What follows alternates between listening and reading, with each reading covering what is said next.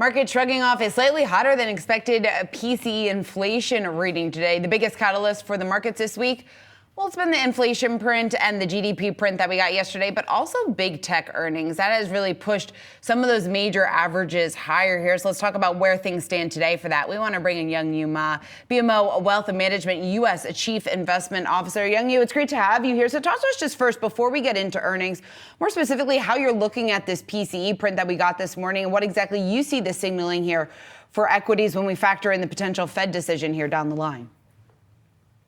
Thanks, Shauna. Great to be here. We consider the PCE print essentially in line, and probably even the market was braced for something worse given some of the pricing data that was in yesterday's GDP report. So given an inline PCE report and those strong earnings out of some of the big tech names, Microsoft and Google, Alphabet, we think that that's really supportive of the markets here and helps to stabilize some of the negative sentiment that had been building in recent weeks.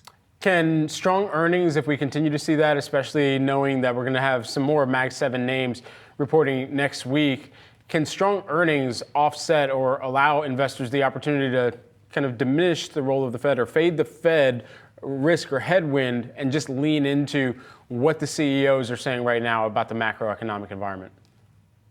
We definitely think earnings are important here and the growth trajectory is important. But it's also worth noting that since the market is more relying on growth now for both stabilization and any upside gains, I think we have more of an inherent push and pull to the market because that growth is somewhat uncertain. We do think it's going to materialize and actually accelerate in the second half. But once you pull away the backing of the Fed and having the Fed more on pause now, interest or inflation being a little bit stickier and a slow path down, we do think that that does mean a little bit more of a choppy market, but we think that growth as it accelerates in the second half or is set to accelerate in the second half will still underpin a healthy market and provide for a good environment here. Youngyu, what do you think this really tells us about the action that we could see in the bond market? When you have core inflation continuing here to, at least for now, trend higher, does that leave 5% yields then in play?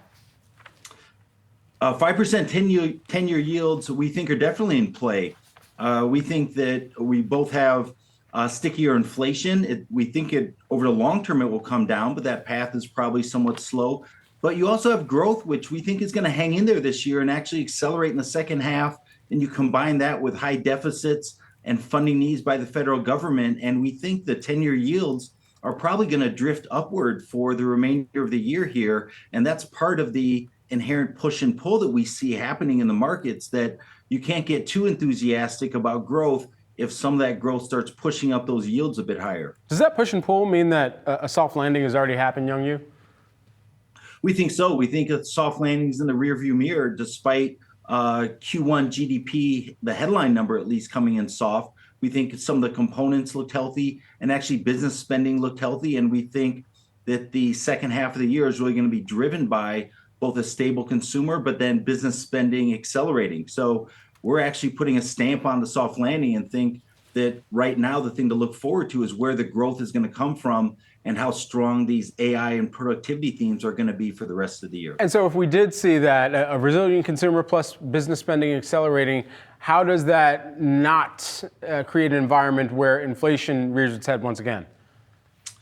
Yeah, that's a great question. We do think the path for inflation coming down is going to be slow.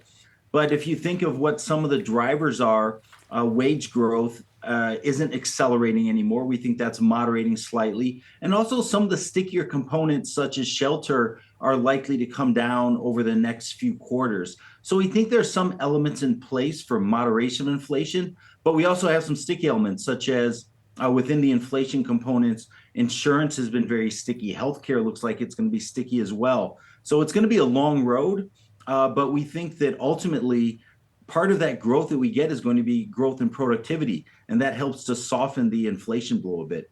Some of the future productivity, improvements that we could see driven by AI here. And Youngyu Ma, I want to get your thoughts just on the AI investment story, because it seems like investors were a bit skeptical of where we were in the cycle, or at least the investment opportunity here ahead of earnings. But when you take a look at Google's results last night, you take a look at what we heard from Microsoft, does that then leave the AI investment story? Is that intact at this point? Is there still an opportunity there?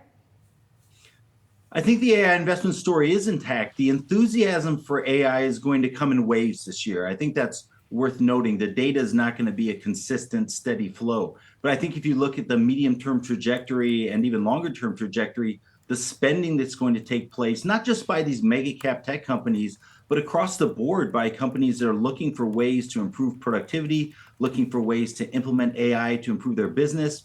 I think this has a very long runway. So despite the waves that might come for the enthusiasm, and that sometimes those waves can include a bit of an ebb and a slowdown, but overall, we think directionally, that enthusiasm, the strength of that spending is going to be supportive of markets here this year. Young-Yu Ma, BMO Wealth Management U.S. Chief Investment Officer. Thanks so much for the time this morning. Really appreciate it. Thanks, Brad.